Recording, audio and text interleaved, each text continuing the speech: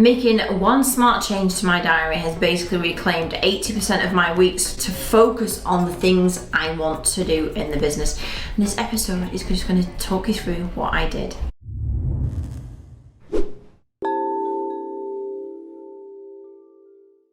Welcome to this week's episode. My name is Emma Mills and I help business owners just get out of their own way. We help them leverage their time so that they can focus on the things they want to do, they enjoy doing, and spend it with the people they love.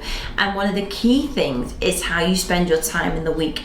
And so often our clients will talk about their calendar just being kind of like they'll get to the end of the week, it's been busy, but they've not had any proper focus time. And I was feeling that recently. And I felt like there was lots of meetings sporadically, and I just made one really simple change that has released me like 80% of the week to do as I please, to ultimately choose how to use this focus time.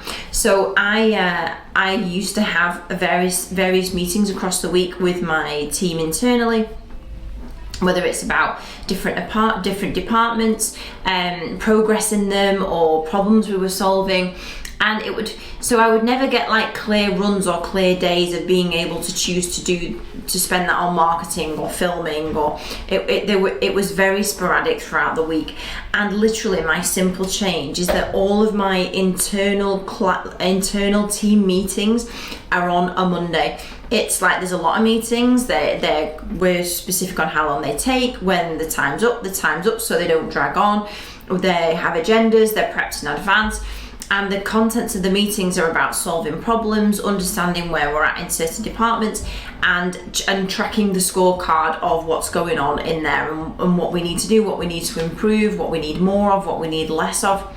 But ultimately, I leave my Mondays feeling totally in tune with where everybody's up to, what's going on in the business, anything that's a concern, anything we can celebrate.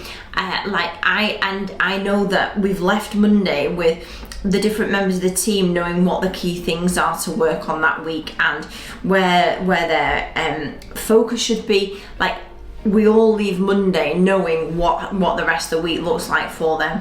And as a business owner who's got team members, both like virtual and employed, it leaves me then free to go, okay, Tuesday to Friday now, I've got 80% of the week here to use as I need on all of the things that are going to drive the business forward.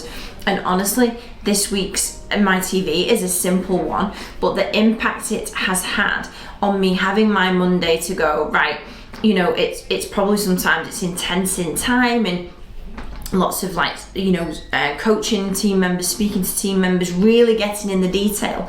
But I leave that Monday with a sense of relief is the wrong word, but a sense of lightness, because I'm like, I know we've kind of been into everything, they know what they're doing, I can leave them to get on with it, and I can take the business in the direction we want to go for the rest of the week. This episode is about where and how do you, is your calendar, I'm meeting sporadically through it, so a Tuesday afternoon is taken up by one meeting and you don't really get a chunk of time to do stuff. I often find that so many of our clients' diaries, there'll be like a meeting here and then a couple of hours in between, then a meeting there, and there's no core time to go, I've got all morning up until 1 here to just work on how we're going to get new customers, or work on this campaign, or everything's quite bitty and sporadic. And in my experience, that is not how business owners move the needle forward. They are ferociously protective of their time. And for me now, this means that